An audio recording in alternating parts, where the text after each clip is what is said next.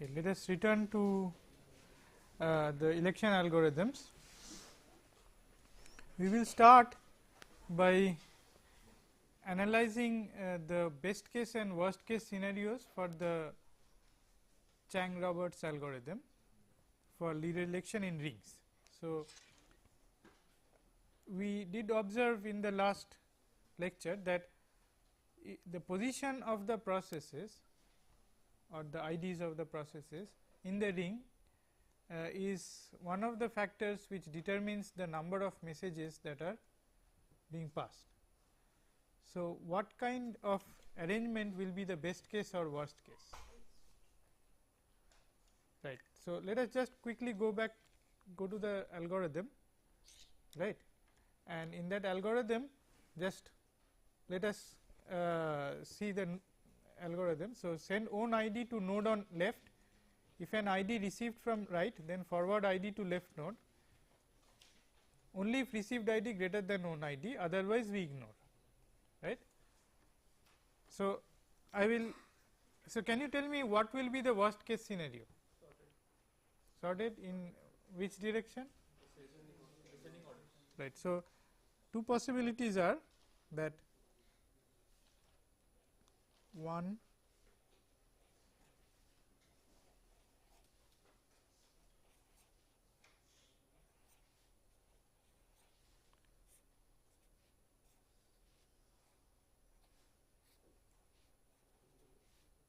this is one possibility. Let us compare this with the other one where we have them like this.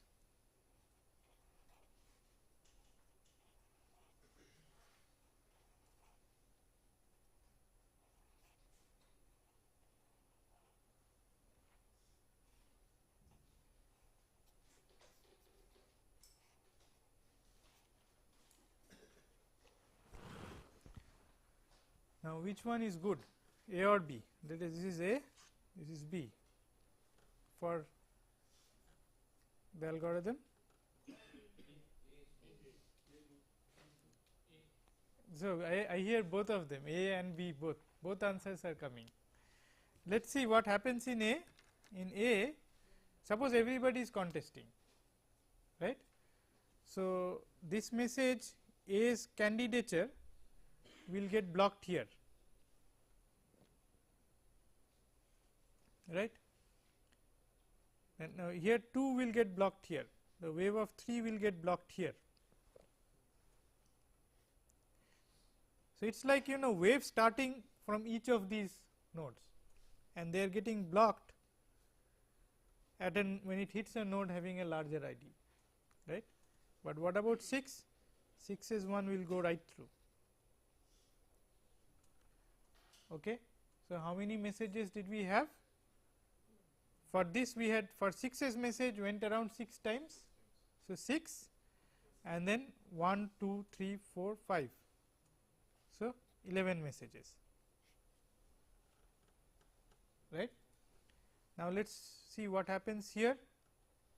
Here 1's message will get blocked here, 2's will get blocked here, 3's will get blocked here, all at the same place, right. 4's will go around and get blocked here, 5's will go around and get blocked here, and 6's will go right around,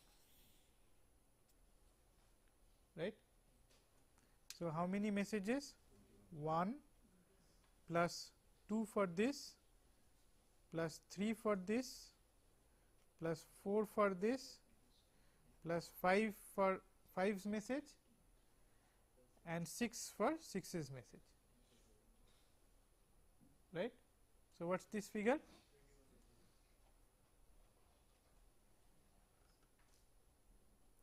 Right. Now, so here you see, here it is always going to be order of n, and this is the worst case where we have order of n square, because the sum of the series 1 plus 2 plus n is order of n square, right. Now, we will attempt to reduce this worst case bound. We do not want to live with a order n square worst case bound. So, let us look at the next algorithm for leader election in asynchronous rings. Okay. This is an algorithm which operates in phases and it requires a bidirectional ring. Okay. It requires the ring to be bidirectional. In the kth phase, the algorithm sends its own ID to 2 to the power of k processes on both sides of the node. Okay. And when it sends it to the 2 to the power k processes on both sides, it directly sends only to the next processes, okay, with the ID and k in it.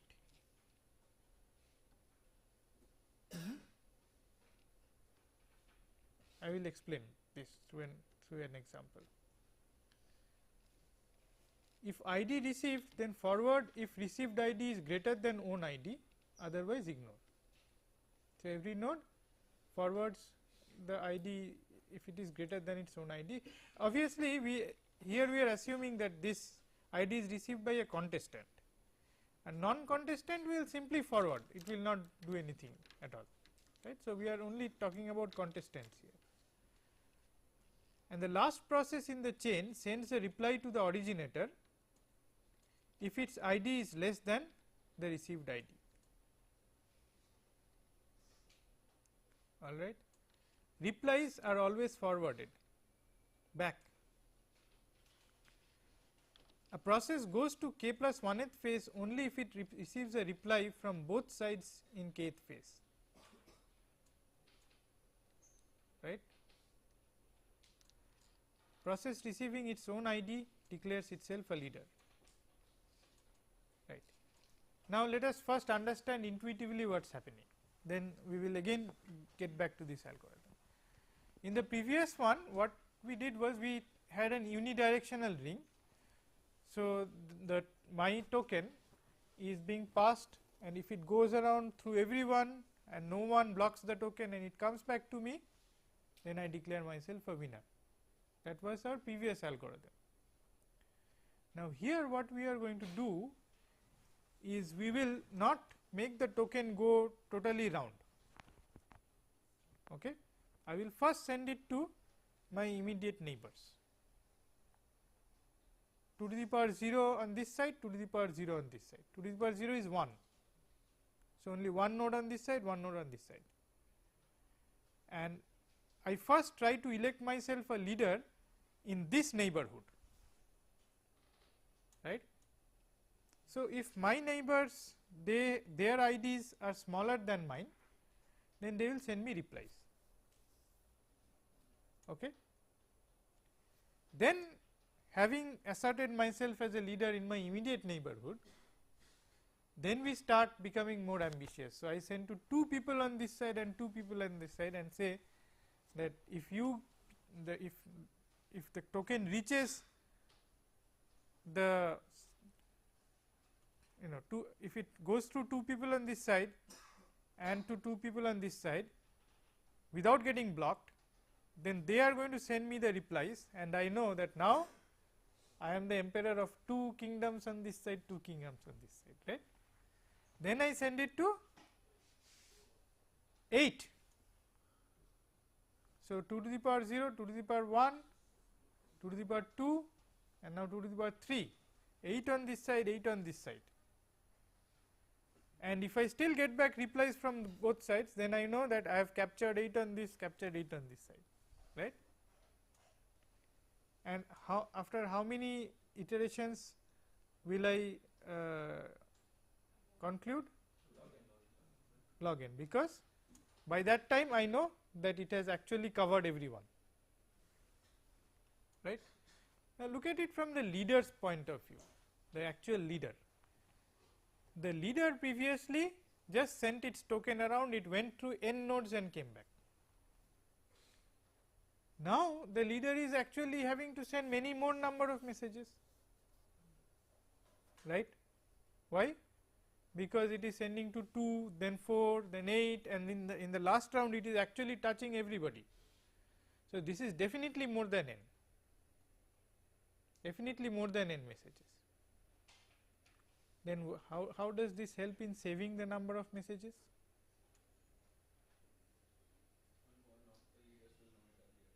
The ones which are not the leaders, their computation will get killed much earlier than in the previous worst case scenario that we saw. What did we see in the worst case scenario here? That everybody's thing was getting decided at this one node, and that was giving me the n square. Now, what will happen is that many of these will get locally terminated, right, because look at 4, it cannot assert itself as a leader after one round. Why? Because 5 will tell that I have a greater ID than this. So, 4's candidature will end after first round, 3's candidature will also end after first round, 2's candidature will end after first round. So, after first round only 6 will survive. All the other people will be dead after the first round. So, you see there, and then only 6's messages will have to be counted, right, which will be order of n log n. Okay. Now, let us see how this algorithm works with an example, then we will go and see the algorithm once again. So, let us assume that everybody has declared, everybody is a contestant, right. So, what is going to happen here?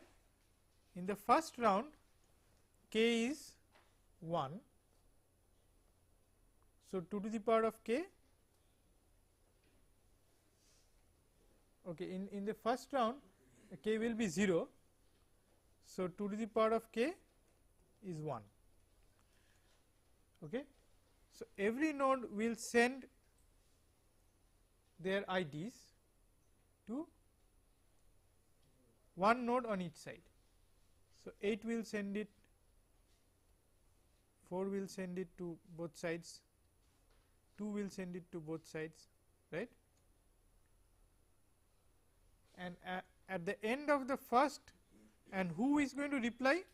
Well, 5 will reply to 8 because 5 is lower than 8, 4 will reply to 8 because lower, 4 will not reply to 2, 3 will not reply to 2, 3 and 1 will reply to 7, right, because everybody is doing the initiation, right. So, at the end of the first round, which are the nodes which will have got replies from both sides? 8, yes, 6, yes, yes, rest, no, 1 will not get replies from neither 6 nor 7, 5 will not get it from 6 or 8, 3 will get it from 2, but not from 7, right, 2 will not get from either of these, 4 will get it from 2, but not from 8. So, unless you get replies from both sides, you do not continue, right. So, now let us see, let me redraw this, what is the status after iteration 1. After iteration 1,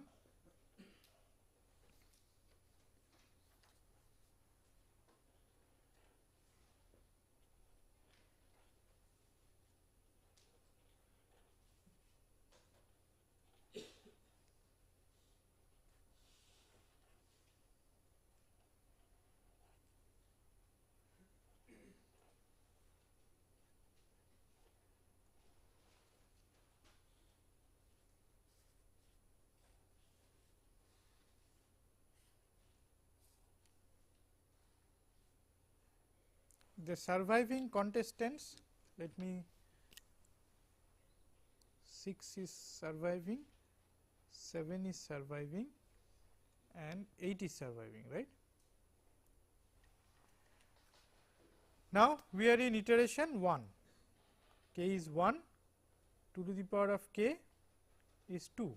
So, everybody will send tokens to two neighbors on each side, right. So, how is the message going to go? So, it is going to go like this, and then from here it will be forwarded here. So, again from here and then forwarded here, all right. Okay. Similarly, 6 will send it to 5, which will forward it to 8, right, and it will send it to 1, which will forward it to 7, right. Now, see, if any intermediate node has an ID greater than this token. So, these are tokens with 8 labeled and these are messages with 6 labeled. So, if an intermediate node has an ID larger than the message that is being passed, then that node will block that, right. That node itself will block that. It does not have to go right down to the 2 to the power of k.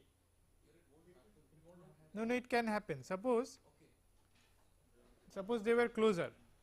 See, 2 to the power of k is growing exponentially, right. So, it can happen. It can happen that it reaches this thing. I mean, if suppose 7 was here, then in this iteration it will not happen, but in the next iteration when it tries to go from 2 to 4, then 7 will become an intermediate node. Had 7 been here, see, had 7 been here, then 6's when it chooses 4 neighbors, it will get blocked here, it will not reach here, right. And 7 also sends out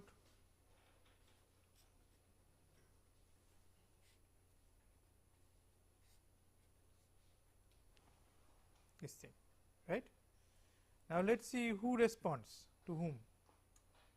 Now, 7 will not respond to 6, right. So, 6 is gone, right, but 6 will send reply and the replies are always forwarded. So, reply will come right back from 6 through 1 to 7. Similarly, 2 will send reply and it is going to come back to 7, right. So, 7 stays and of course, 8 also stays because both 2 and 6 are going to send their replies to 8, right. So, they are going to stay. So, after 2 iterations we just have 7 and 8 still as candidates, the other candidates have already lost the election, right. 6 knows that he has received a message from 4 and 7 cannot be the greater. So, why does it send a reply? So, that is improvements that you can do on that, right. We will see later on that we will use a technique called extinction on a wave algorithm. So, you always maintain the current best wave that you have received and based on that you damp any other wave which is worse, right. So, we will see that after we go through some more we will see another algorithm, a generic algorithm where extinction is used, and then we will come back to these algorithms and say what if we used extinction here. So, what you are suggesting is an extinction, right. So, obviously, from what he is saying that when 6 gets both the tokens from 7 and 8, it knows that in any case 8 is going to win 7 cannot win over 8. So, there is no point in replying to 7, right. So, it can do that optimization, but this algorithm, the Hirschberg Sinclair algorithm, does not do anything like that. It just compares with its own IDs, they do not maintain the IDs of any other thing. Now, after this iteration, what is going to happen? Let us redraw it once again. So, we have 5,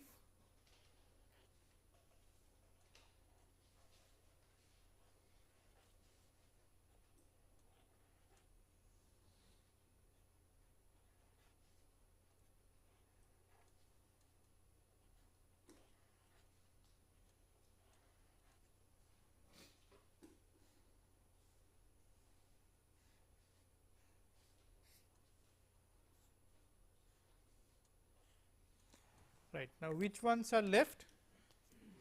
8 is left and 7 is left, and my k now is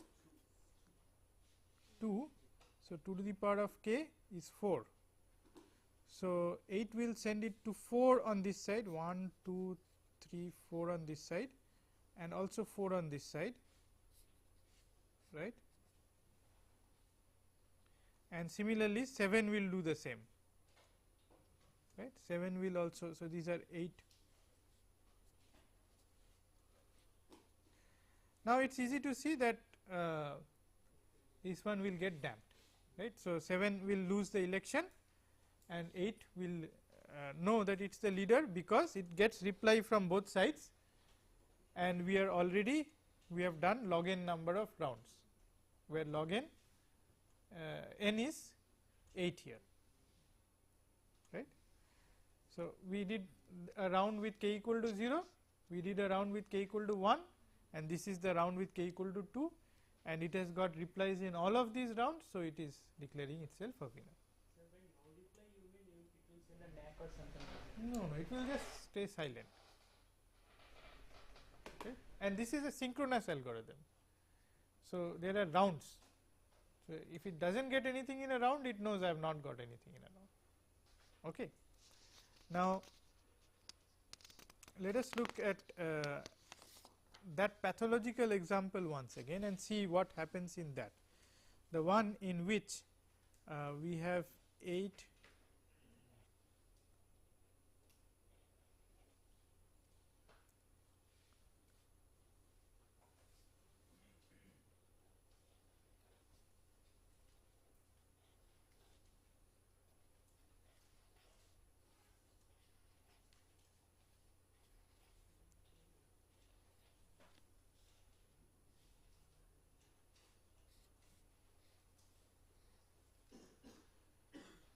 Now, in this case you see, after the first iteration, which ones will survive? Only 8 will survive.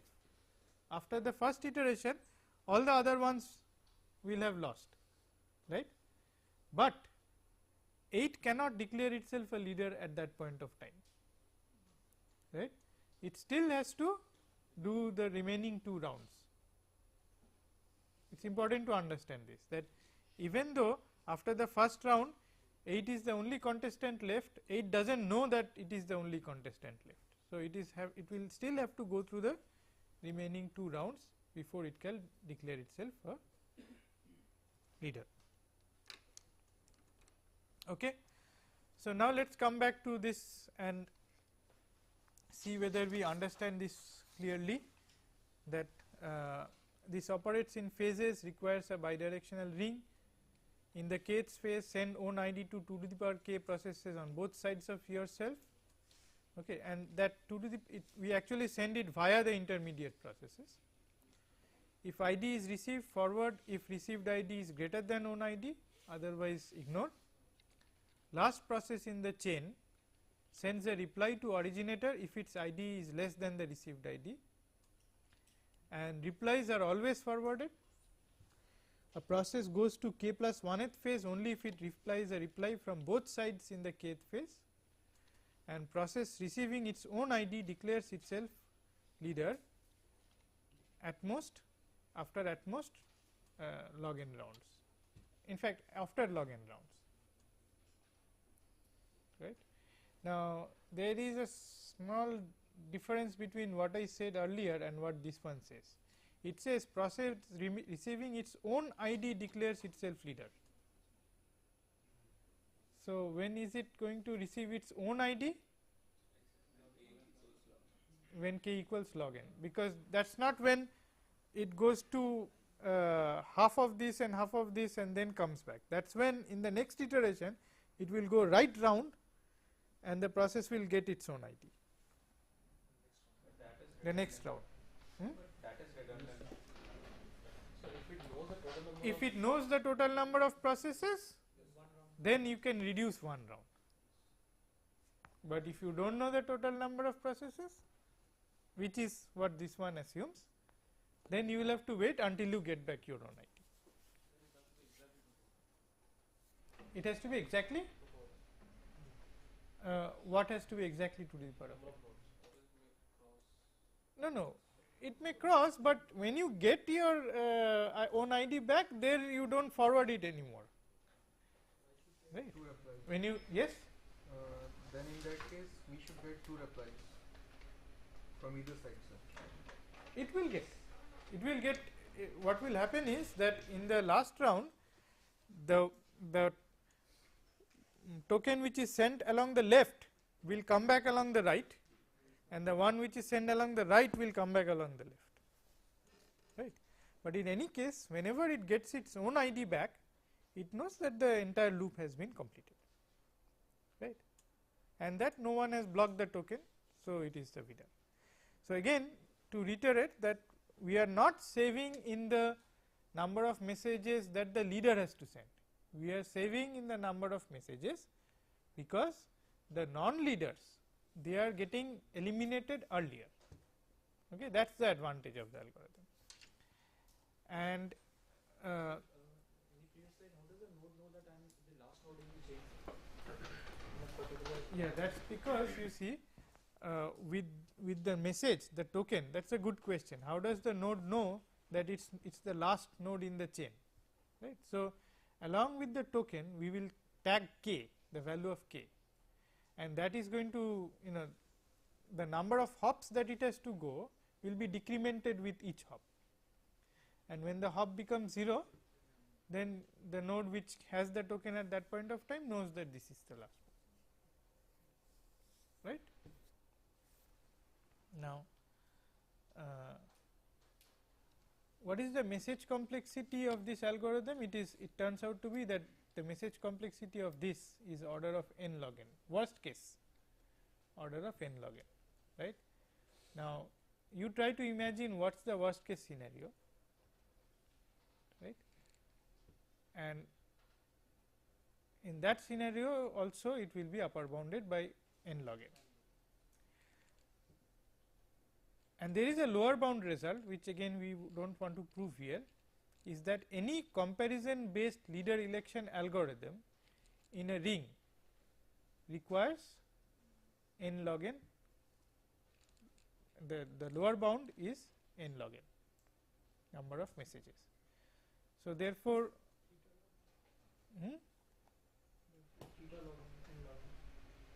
therefore what can we say about Hirschberg, Sinclair? No, what are you saying about theta? lower bound and upper bound both are n log n. No, you are getting a little bit confused here. We use theta when your worst case and average case is the same, right. It is always theta, that is when we use theta, right. We use O, big O, when we are talking about upper bounds. We talk about, so worst case complexity is typically specified with big O, right, because it is an upper bound. Now, when it turns out that the worst case coincides with the average case, or it is always the same complexity, then you use theta. So, it is both upper bounded and lower bounded by the same thing for that algorithm, right. Now, this omega that we are talking about is the complexity of the problem itself, not of a specific algorithm, right. So, when we talk about lower bounds using omega, that refers to the lower bound complexity of the problem. So, you actually show that this problem cannot be solved any better than this. So, there cannot be an algorithm which gives a complexity less than n log n for this problem, okay. So, even if you do lot of research, you will never be able to come up with an algorithm better than that. So, that is what we theoretically prove, right. Now, when the worst case complexity, the upper bound of an algorithm coincides with the lower bound of the problem, then what do we say? We say that this algorithm has optimal time complexity, because this algorithm is no worse than this, and we know that we cannot get any better than this, right. So, for rings we cannot get any better than this one. Now, let us move into other structures. The first structure that we will now look at is a tree. Now, what do I mean by a tree? A tree, suppose we have discovered a tree in the network. Right. Now, when we say that we are talking about leader election in trees, it does not mean that the network, the physical connectivity between the nodes has to be a tree, not that. Logically, there is a tree structure imposed between the processes. So, every process knows who is the parent and who is the child in the tree, right, or which is the set of neighbors in the tree. Okay.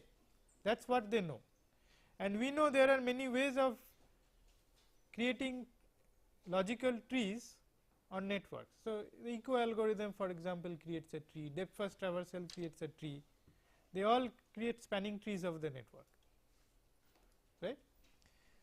So, now assuming that we have a tree, we want to do leader election in that, right. Here we start with one initiator, the one who first discovers that we need a leader. Now, that node will now wake up all the nodes in the tree. Okay. The first phase of the algorithm will be that the initiator wakes up everyone on the tree, right, and then the election algorithm will start from the leaves of the tree, right. It will start from the leaves of the tree, and the node having maximum ID in the tree will finally get elected. And the third phase is everybody will be informed that this is the leader. Is it clear? This is how the algorithm will work. Initially, one of the nodes, so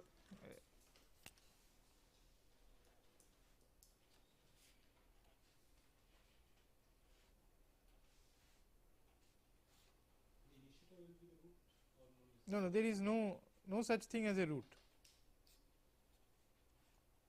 That is why I am drawing this figure. I knew this question would come.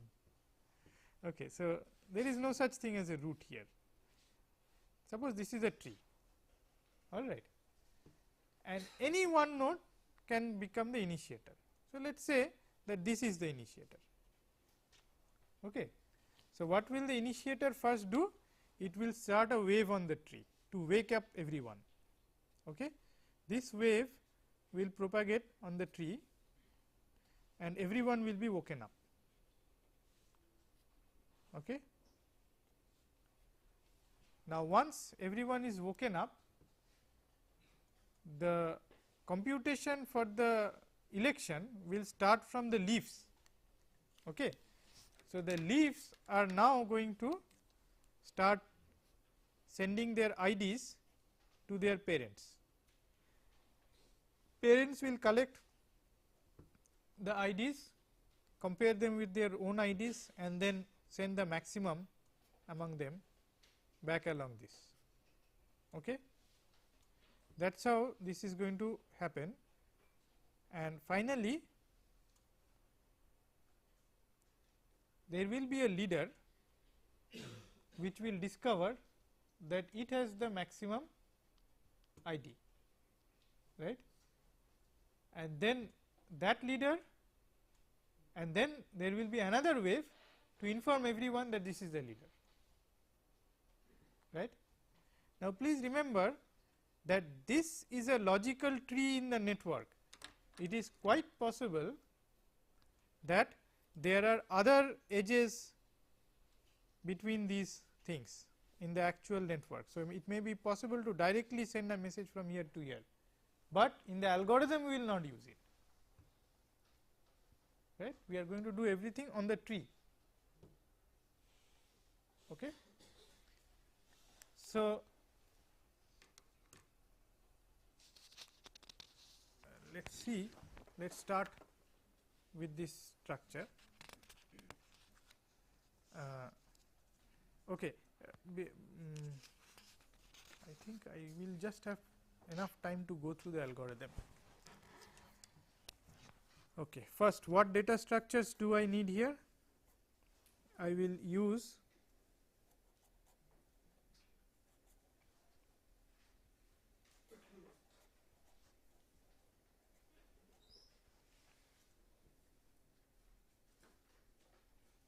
so this is initially false. I will explain what each of these will do.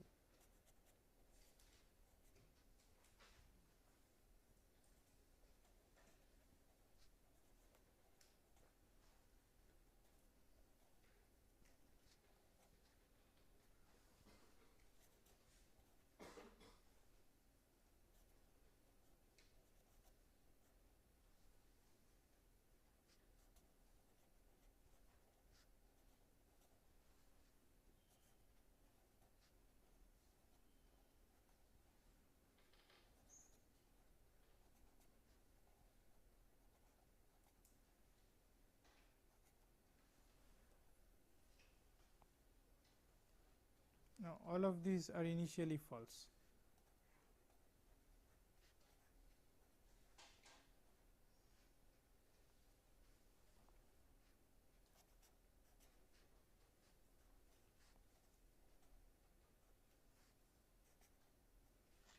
This is everything is for process P. Okay.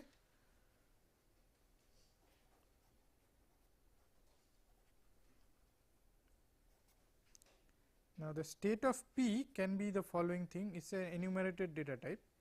It can be sleep, it can be leader, and it can be lost. Lost means lost in the election, and it is initially in the sleep state.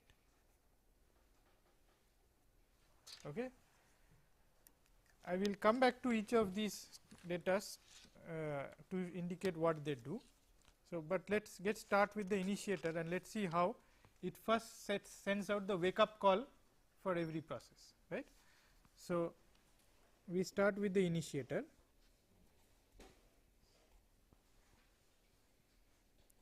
If P is the initiator,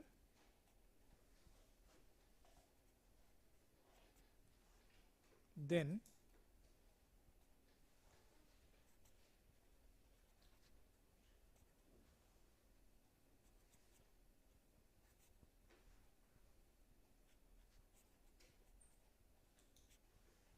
this is that the case that it is now active. So, we set WSP equal to true, and then for all Q belonging to neighbor of P, do send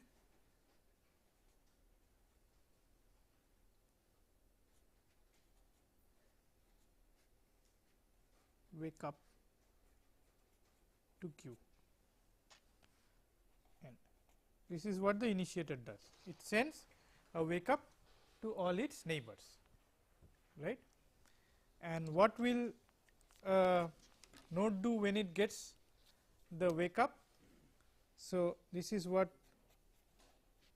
all other nodes will be doing, including the initiator, is that until WRP is less than number of neighbors of P, we do the following. It will first receive the wake ups.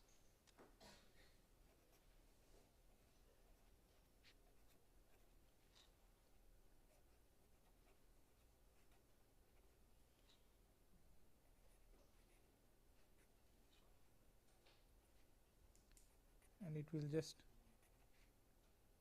do WRP equal to WRP plus 1, and then it will check if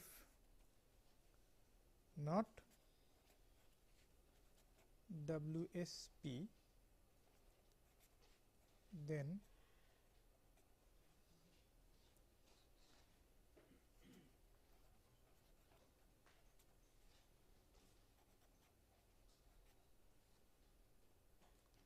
it will set WSP to true, and then for all q belonging to the neighbors of P, it will send wake up.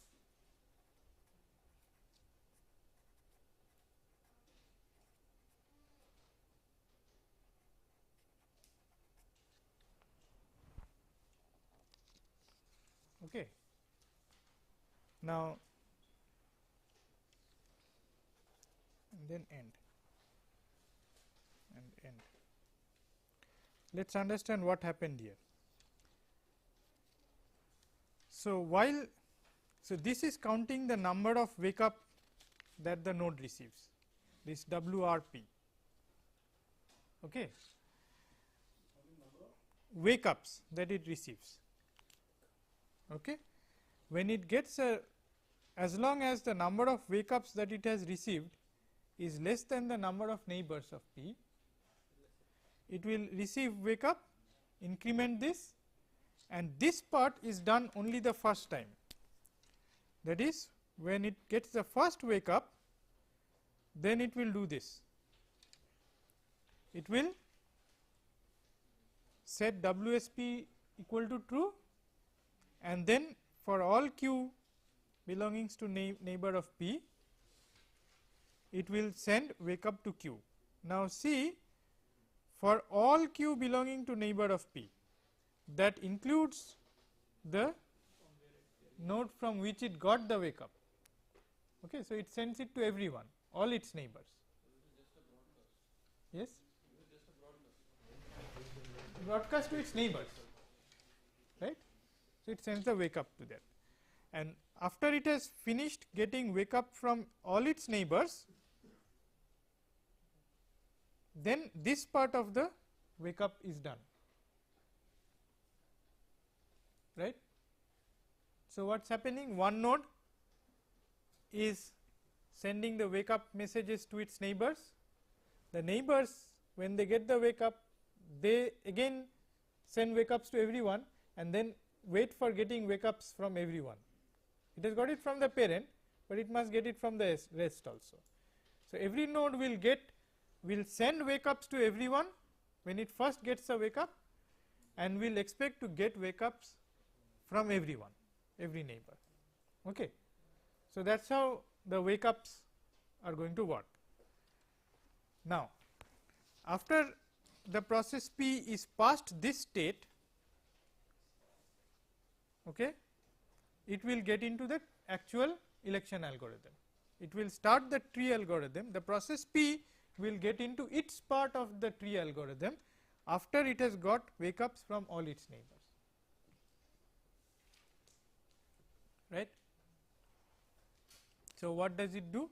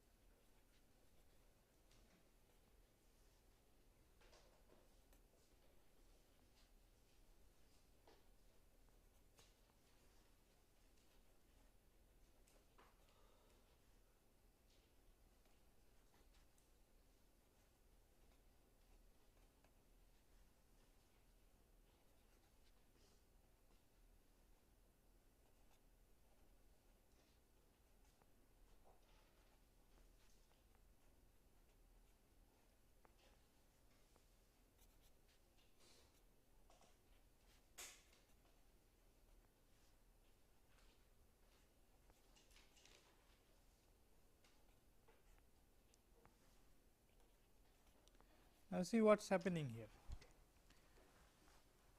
I check the number of, so RECPQ is a separate array that I am maintaining. Remember that initially this RECPQ, every element of this array is false, right. It is an array of booleans, every element of this is false. Now, when I receive, when I count the number of queues for which RECPQ is false. Now, if this is greater than 1, then I wait to receive a token, right. Now, then which are the processes which will not wait to receive tokens?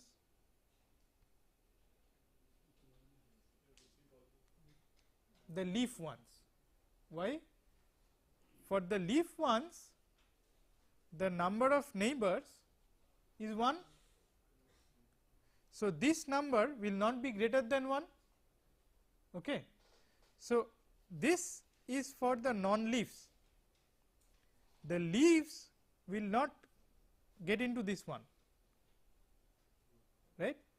So, what are the leaves going to do? So, let us go ahead and see what the leaves will do. They will send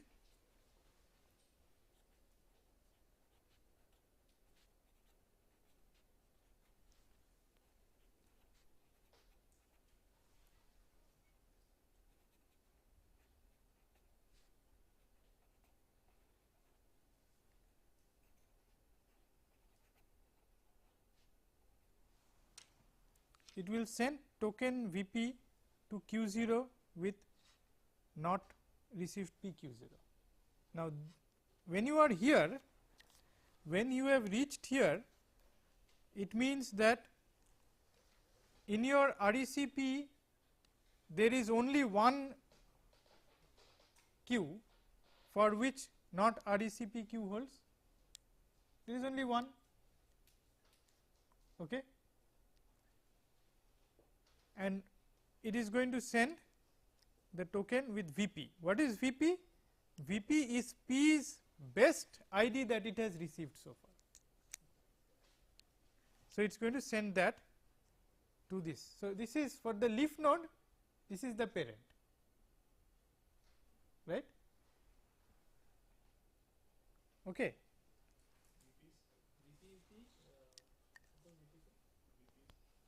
VP is the best ID it has received so far, right.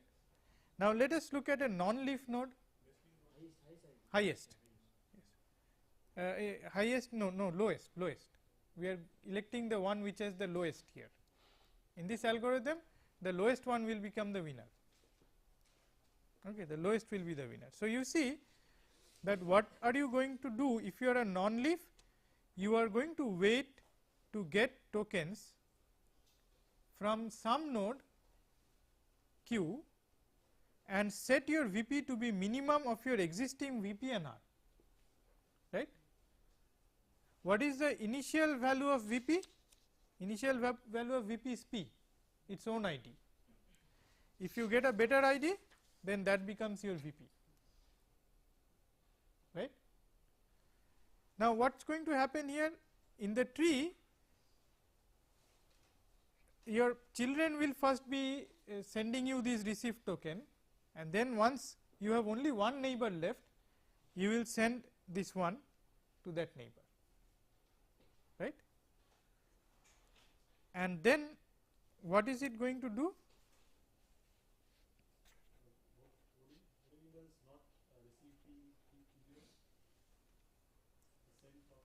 This one? This is the only remaining neighbor which is for which your RECP is still false, right. So, you will send the token to that.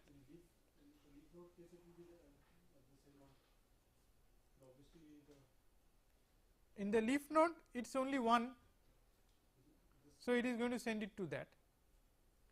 For a leaf node, there is only one neighbor for which RECP is false, it will send it to that.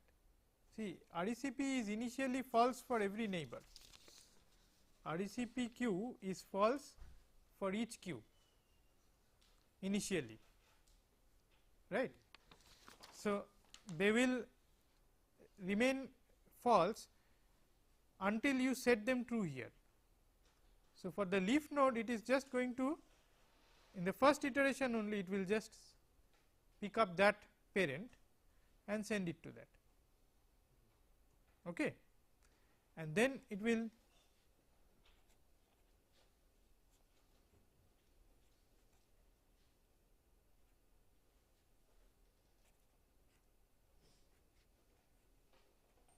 and then somewhere it is going to receive the token R from Q0. Now, can you tell me which is this R? This is the R that the neighbor on that side gives you, the Q0 gives you this thing, right.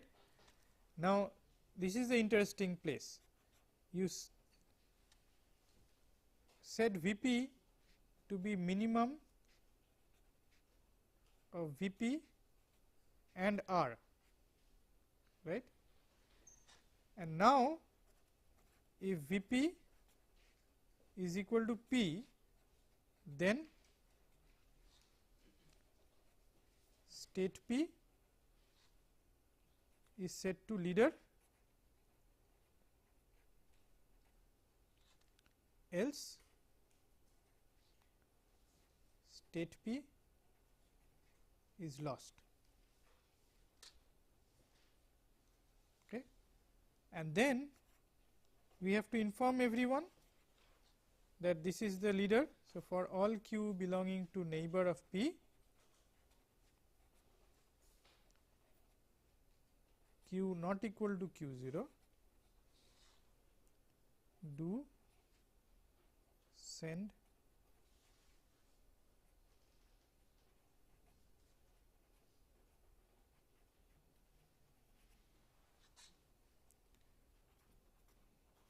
this is the end of the algorithm. I think we will need some more time to digest this algorithm, right. So, what we will do is we will go through this algorithm steps once again in the next class, right, before we move on to other algorithms. But I think we need to spend little more time rather than rush through this algorithm, okay. That is what we will do in the next lecture.